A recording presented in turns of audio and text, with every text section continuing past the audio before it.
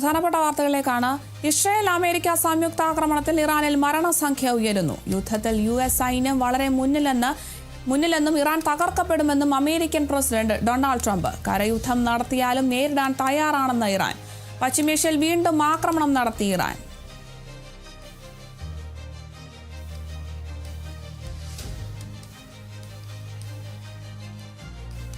വിവരങ്ങളുമായി വിനയ രാജ് ചേരുന്നുണ്ട്. വിനയ, ഇപ്പോൾ മരണസംഖ്യ ഉയരുന്നു എന്നൊരു വിവരമാണ് ഇപ്പോൾ ലഭിക്കുന്ന വിവരം.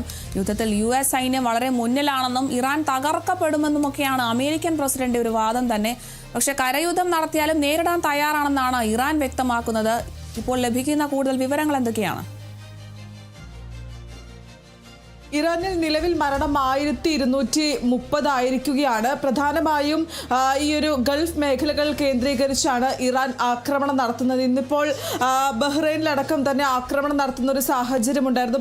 ബഹ്റൈനിൽ ഹോട്ടലുകൾക്ക് നേരെയും അപ്പാർട്ട്മെന്റുകൾക്ക് നേരെയും ആക്രമണം നടത്തുന്ന ഒരു സാഹചര്യം അടക്കമുണ്ടായിരുന്നു. ഇതിൽ നിരവധി പേർക്ക് ഈ ആളപായമൊന്നും തന്നെ റിപ്പോർട്ട് ചെയ്തിട്ടില്ല എന്നാണിപ്പോൾ മാധ്യമങ്ങളടക്കം തന്നെ വ്യക്തമാക്കുന്ന കാര്യം എന്ന് പറയുന്നത്. കൂടാതെ തന്നെ സൗദി അറേബ്യയിലെ പ്രിൻസ് സുൽത്താൻ എയർബേസിലേക്ക് പോകുന്ന 3 ബാലിസ്റ്റിക് മിസൈലുകൾ ഇറാൻ വിക്ഷേപിച്ചിട്ടുണ്ടായിരുന്നു. അത് തടഞ്ഞു എന്നാണ് ഇപ്പോൾ സൗദി അറേബ്യ വ്യക്തമാക്കുന്ന കാര്യം. കൂടാതെ ഖത്തറിലും UAE-യിലേക്കും ഉൾപ്പെടെ ഗൾഫ് മേഖലയിലുടനീളം കൂടുതൽ ഇറാൻ ആക്രമണങ്ങളെ കുറിച്ച് റിപ്പോർട്ട് ചെയ്യുന്നുണ്ട്. എന്നാൽ അതെല്ലാം തന്നെ തടഞ്ഞു എന്നാണ് ഈ ഗൾഫ് മേഖലകളിലേക്ക് വരുന്ന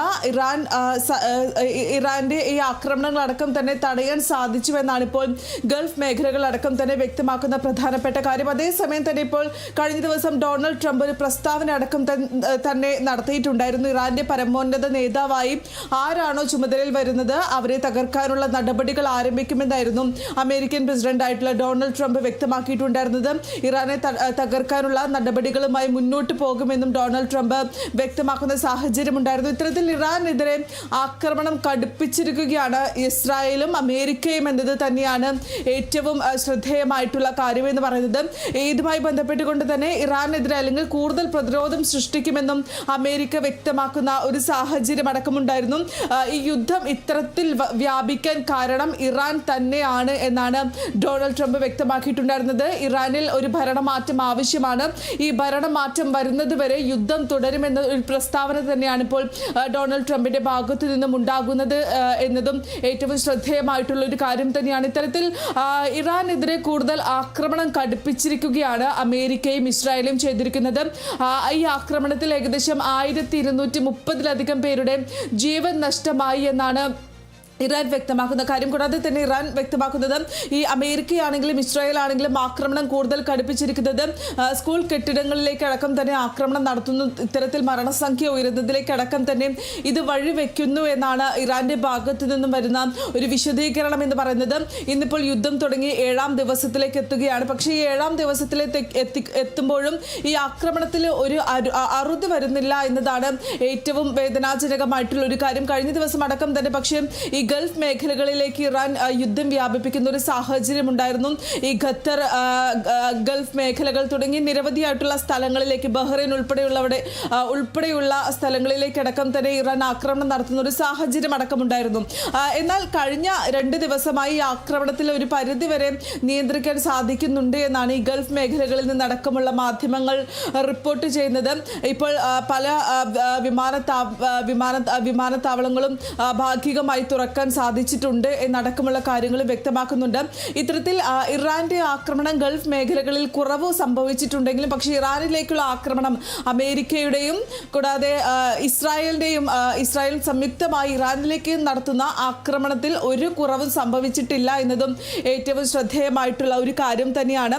ഇതേസമയം തന്നെ ഈ കരയുദ്ധം വഴി ഇറാനിൽ കൂടുതൽ സ്ഥലങ്ങൾ പിടിച്ചെടുക്കുക എന്നതാണ് അമേരിക്ക അടക്കം ലക്ഷ്യമിടുന്നത്. ഇതുമായി ബന്ധപ്പെട്ട് ഇറാനിനെതിരെ ഇറാഖിലെ കുർഷിദ് മേഖല വഴി കരയുദ്ധത്തിന് തയ്യാറെടുക്കുകയാണ് അമേരിക്ക എന്നും വ്യക്തമാക്കുന്നുണ്ട്. കഴിഞ്ഞ ദിവസം ഈ ഇറാന്റെ യുദ്ധക്കപ്പൽ അടക്കം തകർക്കുന്ന ഒരു സാഹചര്യം അടക്കമുണ്ടായിരുന്നു. അതിൽ നിരവധി പേർക്ക് ജീവൻ നഷ്ടപ്പെടുകയും മറ്റും ചെയ്തിരുന്നു. അവരെ പിന്നീട് 37-ലധികം പേരെ രക്ഷിക്കുന്ന ശ്രീലങ്കൻ നാവികസേന രക്ഷിക്കുന്ന നടപടികളിലേക്ക് അടക്കം തന്നെ കടന്നിട്ടുണ്ടായിരുന്നു. അതിനുശേഷം പിന്നീട് വീണ്ടും ഈ ഒരു ഇറാന്റെ യുദ്ധക്കപ്പൽ അമേരിക്ക നോട്ടമിട്ടിട്ടുണ്ട് എന്ന് വ്യക്തമാക്കിയിരുന്നെങ്കിലും പിന്നീട് ശ്രീലങ്കൻ തീരത്തേക്ക് തീരത്തേക്ക് ഈ കപ്പൽ അടുപ്പിക്കുകയും ഏകദേശം 200-ലധികം ജീവനക്കാർ ആ കപ്പലിൽ ഉണ്ടായിരുന്നു.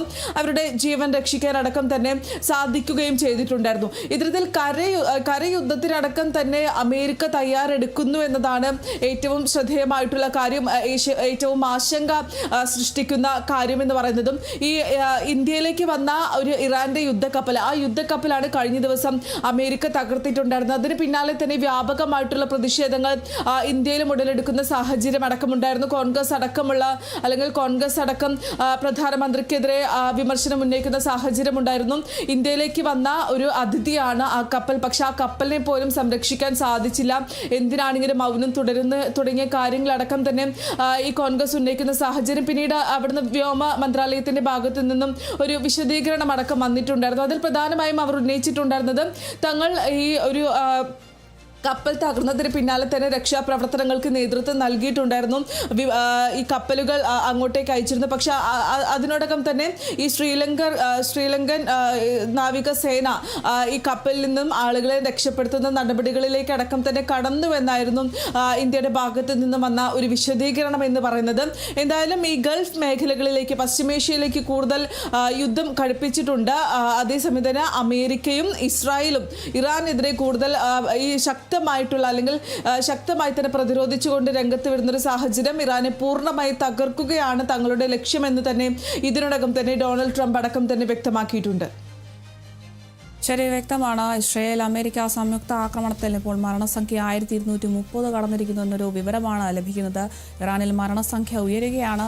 യുദ്ധത്തിൽ US സൈന്യം വളരെ മുന്നിലാണെന്നും ഇറാൻ തകർക്കപ്പെടുമെന്നുമൊക്കെയാണ് അമേരിക്കൻ പ്രസിഡന്റ് ഡൊണാൾഡ് ട്രംപിന്റെ അവകാശവാദം. എന്തായാലും കരയുദ്ധം നടത്തിയാലും നേരിടാൻ തയ്യാറാണെന്നാണ് ഇറാനും വ്യക്തമാക്കുന്നത്. എന്തായാലും പശ്ചിമേഷ്യയിൽ വീണ്ടും ആക്രമണം നടത്തിയിരിക്കുകയാണ് ഇറാൻ. കൂടുതൽ വിവരങ്ങൾ നൽകിയത് വിനയ രാജാണ്.